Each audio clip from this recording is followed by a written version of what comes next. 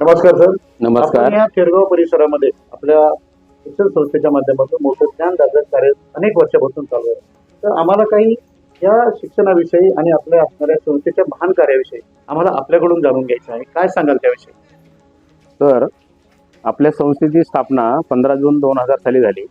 प्रज्ञा शिक्षण प्रसारक मंडळ संचलित प्रज्ञा बालक मंदिर हे सुरुवातीच्या कालावधीमध्ये एकाच खोलीमध्ये सुरू करण्यात आलं आणि जसा पालकांचा प्रतिसाद मिळत गेला तसतसे माझे वर्ग पहिली, दुसरी, तिसरी, चौथी अशी वाढत गेली आणि आज 10वीचे वर्ग आहेत, 8वी, 9वी, 10वी आणि 10वीच्या वर्गांची लॉकडाऊनमधील 11वी बॅच पास आउट होऊन गेलेली आहे.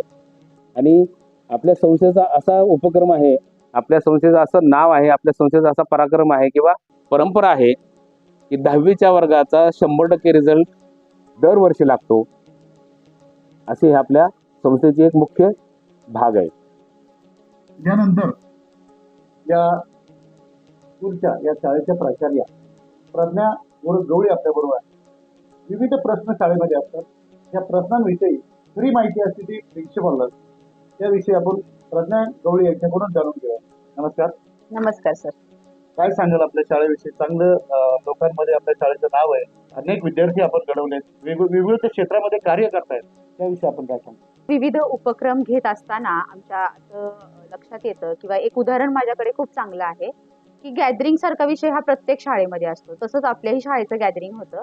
त्यामध्ये मोठ्या मुलांचे आम्ही आर्मी सॉन्ग असं बसवलं होतं. त्यातले जे पण काही ऍक्शन्स होते किंवा जे गाणं होतं, एखादं कुठलंही गाणं देशावर लागलं तरी आपल्यालाही अंगावर काटे आल्याशिवाय राहत नाही. अगदी तसंच काहीच आमच्या शाळेमध्ये झालं. त्यातला एक मुलगा, आता मला इतका आनंद वाटतो ना की एक मुलगा ते गाणं फक्त ऐकून किंवा तो डान्स आम्ही बसवला होता, तो डान्स करून त्याला आर्मी ऑफिसर व्हावंसं वाटलं आणि त्यातला एक विद्यार्थी आमचा तो आता आर्मीचं प्रशिक्षण घेत आहे. म्हणजे ही किती सुंदर गोष्ट आहे की शिक्षकांनी फक्त पुस्तकी ज्ञान दिल्यानंतर विद्यार्थी घडतो किंवा तो मोठा होतो असं काही नाहीये. पुस्तकी ज्ञानाबरोबर इतर उपक्रमांमधून सुद्धा जर विद्यार्थ्यांना आपण जास्तीत जास्त चांगलं प्रोत्साहन दिलं तर मला नाही वाटत की विद्यार्थी कुठे थांबतील.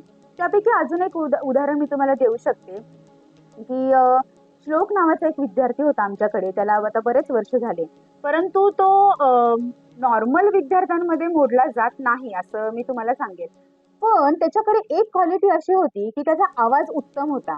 मग त्याच्या आई बाबांनी त्या गोष्टी त्याच्याकडनं हेरल्या आणि त्याला गाण्याचं प्रशिक्षण देऊन आज तो विद्यार्थी खूप चांगलं गातो आणि मोठमोठी कार्यक्रम मिळवतो, शो करतो तो स्वतः.